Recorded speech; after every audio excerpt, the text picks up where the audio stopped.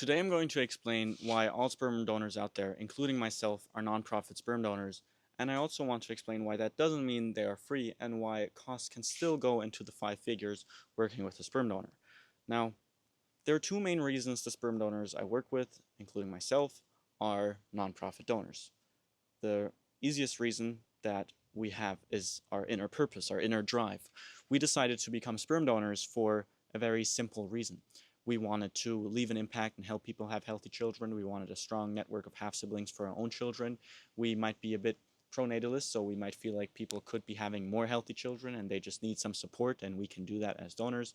Whatever way, we are not the kind of people who are chasing money and trying to get rich. If you want to get rich, there are many industries you can get very rich.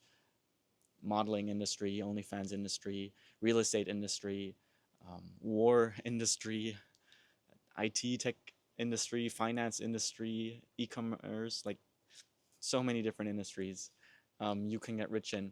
Sperm donation, fertility is not necessarily an industry that is fueled by money. It is more fueled by people wanting to make a change, and that's what we donors want to do. Any donor that I know who is a little excited about the money that is involved when he becomes a donor quickly understands that the money compared to the impact he is having is nothing, and then finds ways to reinvest that money into his work, into his journey as a donor.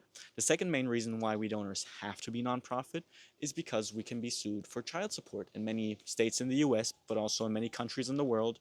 The majority of countries in the world, you cannot be a sperm donor without the risk of child support if you work outside of clinics, if you do private arrangements. And we usually don't want our recipients, we don't want to force them to have to go through a clinic.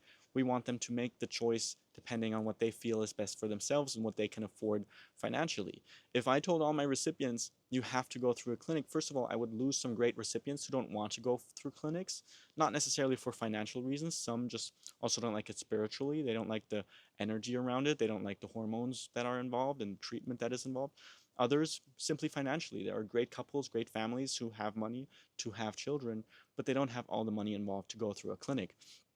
So if you then become a donor who says, hey, I want to help as many healthy people as I can have healthy children, that means that you are exposing yourself to this risk of child support. But if you have a nonprofit structure, if you have a system such as we do with the Open Donor Association, if a donor wants to be a nonprofit donor, he can sign up, be part of the Open Donor Association. The Open Donor Association can write invoices for the recipients, for his work, whatever that might be. And the Open Donor Association can support him in continuing to be able to do his work, his nonprofit work for the association. The ODA could pay for his travel. The ODA could pay for his tests and other things like that, right? And that way, if a recipient chose to go after the donor himself, they wouldn't find any income. They wouldn't find a way to pick him up and to take that money away from him. So those two are the main reasons why donors are nonprofit, why all the donors I know are nonprofit. I hope you're not scared by that in the background. It's not a human, it's my boxing bag back there. So I wanted to tell you guys at the beginning of the video, I know it probably looks weird on the video, but it's just a boxing bag because I don't want it to get wet while I'm gone.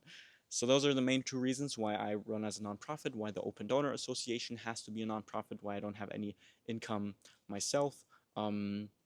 And if something happened, first of all, the government will look at my income and say, hey, this guy doesn't have any money to pay child support, which is true because I'm not working for money. I'm working for impact, for the Open Donor Association, for the recipients that choose to work with me and the Open Donor Association, directly with the Open Donor Association, because that is the institution that makes it possible for me to do what I'm doing. Otherwise, if it was my own income, people, recipients might see, oh, he's making this kind of money as a donor, let's go and have a kid with him, let's go and have a child with that donor and then sue him for child support, which has happened to donors like Ari Nagel in the past, who he makes about 100,000 a year as a professor, as far as I know.